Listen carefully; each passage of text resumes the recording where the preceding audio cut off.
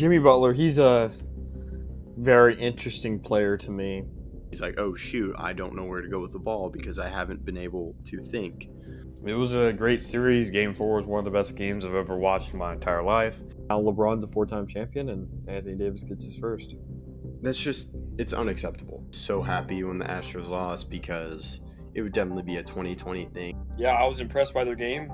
Braden Point, Andre Palat, Nikita Kucherov. That was the best line in the playoffs, no doubt.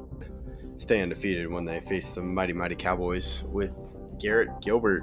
Hey everyone, I'm Jared Sandler, and you're listening to Outsiders Opinions. What's up, y'all? Welcome to our NBA Conference Finals review. We're doing a separate video on the finals. Well, it's going to be an exciting finals. And to the man that, once again, were any of these conference finals close? I asked that question to Austin. No, I don't think I think we'll have the same opinion on that. A sweep in a 5-game series that could have been a sweep. No, these series were not particularly close. I will say the Celtics game wasn't close. Look before you go into that point, we've had this discussion before. There's been a lot of close games. There's a lot of close games in that Pacers series. There was a good bit of close games in the Mavs series. But here's the thing, like we said before, a sweep's a sweep. So no, the series was not close. I don't think the Pacers ever felt that they had won, that they were going to win. Yeah, and to me, they looked close, but looking at the Mavs, it was like they just found that gear to end it in those games. I was really shocked by that. But we'll go to the Pacers Celtics. I really thought the Pacers had a chance, but they fumbled it away in game 1. If they could have gotten game 1, I think the series could have gone on longer. But I just can't fully describe I can't believe they let that get away. They just gave the Celtics too many chances. Extremely disappointing. Both of the series extremely disappointing. It always feels like maybe the first round NBA and NHL can be sort of similar. Sometimes the NHL has a lot of blowouts in early rounds, but that's just once you get to this point of the season, it just usually the conference finals, there's two really good ones or at least one really good one. And it just horrible. It very hard to watch at times. And even when the games are close, you just felt helpless for the Pacers because of how these games consistently ended up ending the same way. The Celtics were the better team. I know that the Pacers had a lot of chances, but and the same thing with the Timberwolves. The Timberwolves had many chances to end up winning more games in the series, potentially making it a lot closer and turning the tide, but they didn't. This was the first great Luka series of these playoffs, and that overpowered a Timberwolves team that could not get it going from three, whether it was Cat. Ant had a lot of struggling games at the beginning of the series. It just didn't turn out the way that either the Pacers or Timberwolves would have wanted, and now we have a finals that definitely has a lot of storylines, but like Kevin said, we'll catch that in a future video. Yeah, I would like to talk about the Mavs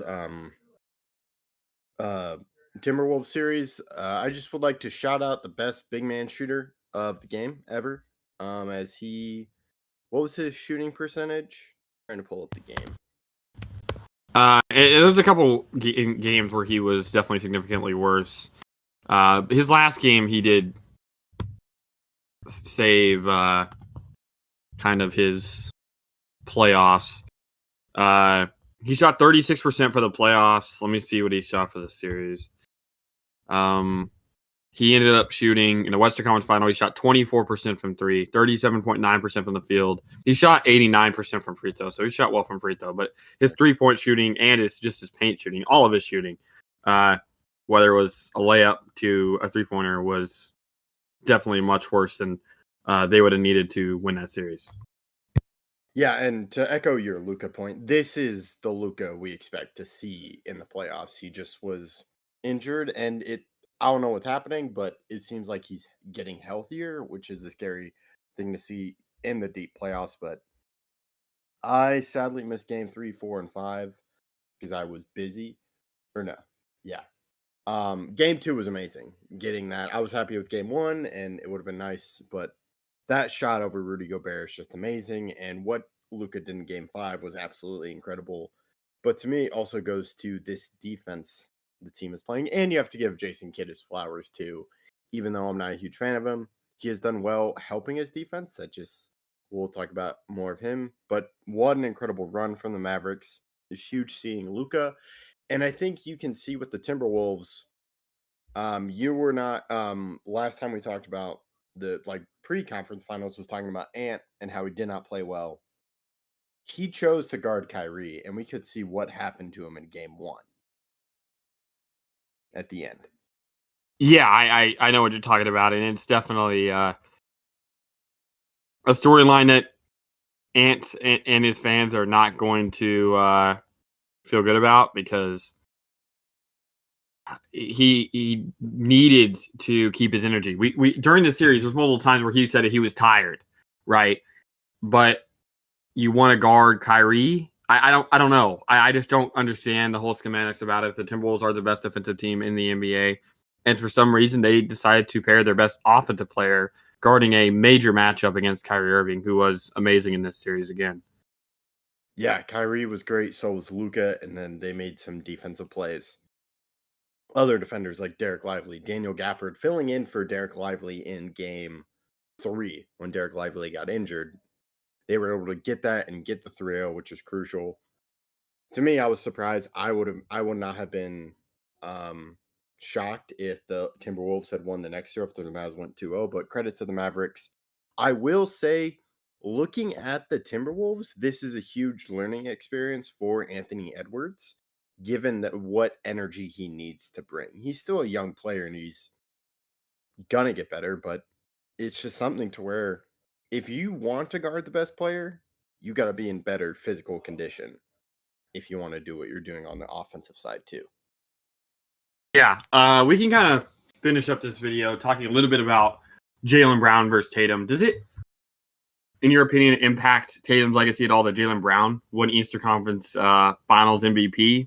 Or do you think that's just how the team is built, that they're built for a lot of different players to average a lot of points? I think it does affect Tatum because from game 1, Tatum had a chance to get a win with, there was like an open 3-pointer and he just missed it. And then you, of course, in game 1, you have Jaylen Brown hitting that 3 in the corner. So to me, that affects his legacy. We just haven't seen Tatum really play that well play at that superstar level for the Celtics, and it looks like Jaylen Brown's doing that. Yeah. I do think it a little bit affects it, but this team is remarkable. The way they play as a squad is definitely something to behold, and we'll have to see how the Mavs adjust. But like I said, we will discuss that in our finals preview video, which will be out on the day that the first game will be played. Yep, and so we're looking forward to talking about it. Great points, and yeah, that's all we can really say about the conference finals. So thank you for listening, and look forward and make sure to check out what we're talking about in the finals. Thank you for listening to Outsiders Opinions.